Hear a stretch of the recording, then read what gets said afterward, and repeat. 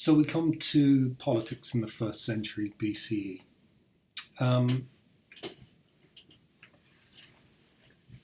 As mentioned previously, by the 1st century BCE, the Senate, despite not being, technically speaking, the supreme governing arm of the Roman government, it de facto had become the governing body of the Roman Republic. In comparison, it was broadly like our House of Commons, but importantly, there were no political parties. Politicians would group together over particular issues according to mutual interests. So if a group of landowners had a particular kind of legislation they wanted to see through, they would join together for that. But there weren't parties in the sense that we understand them.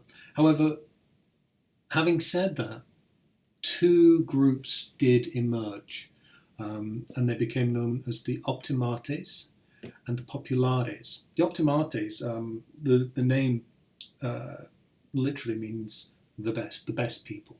So the optimates considered themselves the best people to run Rome, and the populares, coming from populus, it's the party of the people, so to speak. The optimates believed in that the Senate, and by extension, landowners, large landowners, should run Rome.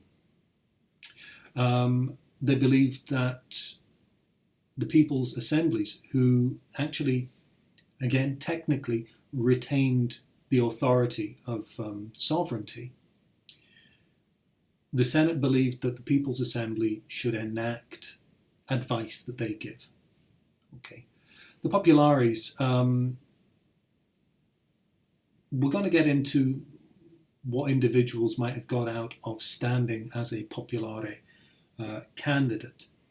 But in essence, you would say that they were politicians who were seeking to represent the people more. Whether that's true, well, you can make up your own mind as we go. On the surface, you would look at optimates and populares and think, well, optimates, that's clearly the right wing, and populares are the left wing, and no. It's not like that.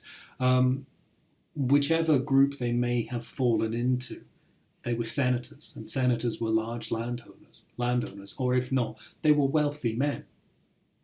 So we always have to remind ourselves that for all they might seek to appear in a particular light, a senator was a senator was a senator. They represented wealth. Now, in ancient Rome, there were a number of concepts which were central to Roman identities. For example, pietas, how religious a man was. But for people in public service in government, people who wanted their name to be remembered, and this is pretty much all politicians in ancient Rome, and certainly a lot of military men in ancient Rome, the key concept is dignitas. This is their public standing, their reputation, the way that people know them and the way that people will remember them. And in politics, the best way to be remembered is to climb the ladder. However, if your career as a politician was being stymied by a group, if you were a populares and the optimates were making life difficult for you, it was certainly possible for you to change your side in order to secure a promotion, which is, I guess, a slightly more honest version of what many of our politicians do today. Anyway, one of the most desirable positions as a politician was to have a province, to be a governor of a province. This was because being the governor of a province allowed you to make a huge personal fortune.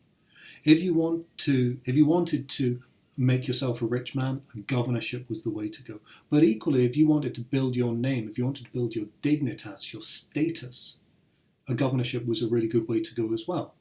because it would give you the opportunity to have an army and to expand the boundaries of the empire, and nothing increased your dignitas like expanding the size of the Roman world. So they were really lucrative, but not all governorships were equal. And this becomes an issue for Julius Caesar, I think, in the next presentation we're going to do. So, for example, Macedonia was enormously desirable because it was hugely wealthy. And if you were the governor of that province, you could implement taxation in order to make yourself a rich man. Cisalpine Gaul, literally Gaul on this side of the Alps, the side closest to Italy, there wasn't any money in it. So the province that you received as a governor varied, and some governorships were very hotly contested. Okay, now back to the structure of government, I guess.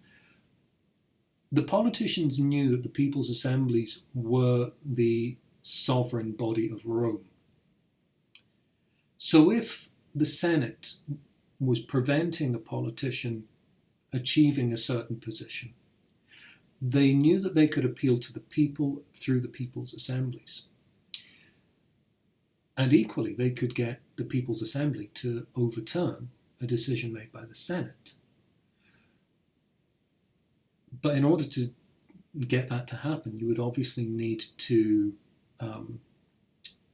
do something for the people, which is why you can see all the way through Roman history, especially in this particular period, individual politicians dipping their hand in their pocket in order to provide gladiatorial games or festivals or feasts or cheaper corn or doles of bread.